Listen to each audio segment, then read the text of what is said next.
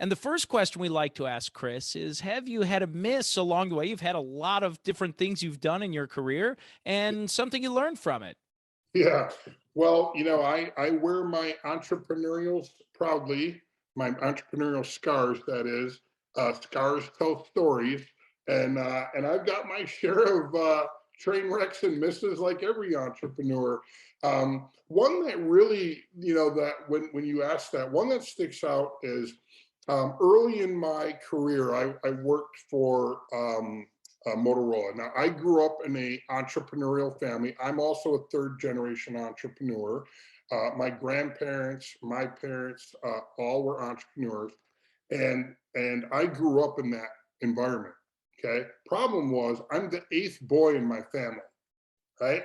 And I grew up working in those companies. So that was in the 70s and early 80s. So I rode probably three economic waves.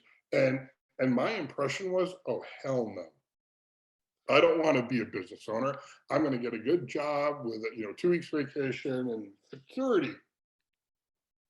And so I got a job with Motorola, and I'm from Chicago, and they send me to Green Bay, Wisconsin. And that's, if you're a football fan, that's like the last place on earth I want to go.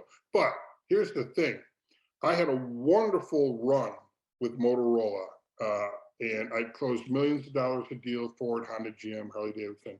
And it was during that time, Tom, that I sort of had my entrepreneurial epiphany. I went into work one day, and my orders would come across a fax machine, and I was bored.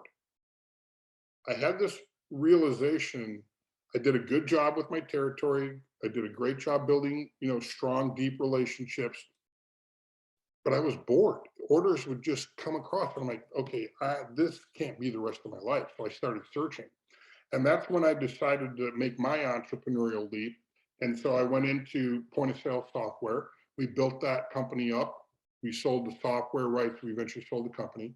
We replicated that again in another small vertical niche market. We went into electronic medical records, built that company up, eventually sold the rights, sold the company.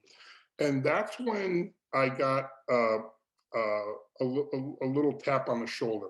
And it said, hey, you and your wife could combine your expertise and build a company, an online company, online education. So we did.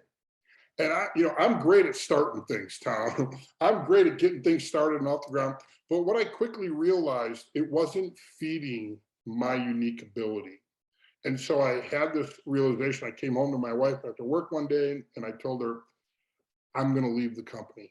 You're going to have to take it over because it is not feeding me, right? Not fueling me. And so that's when I kind of took my leap of faith. And that's when I started becoming a business coach. And that, I knew at 14 I was going to be a teacher. And then when I got to college, I found out how much teachers make, and I was just disgusted by it. I'm like, oh my gosh, how am I going to raise a family on, well, at that time, $27,000 a year was a salary. And so anyway, yeah, so I got fast forward, and that business with my wife, as fun and awesome as it was to have my wife as a partner, that part worked out good, believe it or not. But it wasn't for me. It wasn't, I wasn't able to maximize my gifts of, one, being an entrepreneur and sharing and giving back, and two, I've been, a coach and a teacher. And so I left the company, and I took a year to go figure out. Now, that's not a train wreck story, but that's like a personal awareness.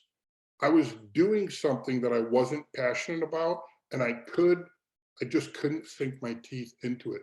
And it was a tough decision, right? Because my wife's the other half of the whole business. And if I go, she's going to have to figure that out. And so I learned a lot about myself. And the takeaway here is, I made the tough decision to be true to myself. And I think, people that are in business or owning and running businesses, you got to be true to yourself. Otherwise, you're not going to be effective, and you're not going to make an impact, right? So that was a big epiphany, for me, and a tough decision. But boy, am I glad I made it, because I ended up a year later working exactly in my unique ability as a teacher and a coach.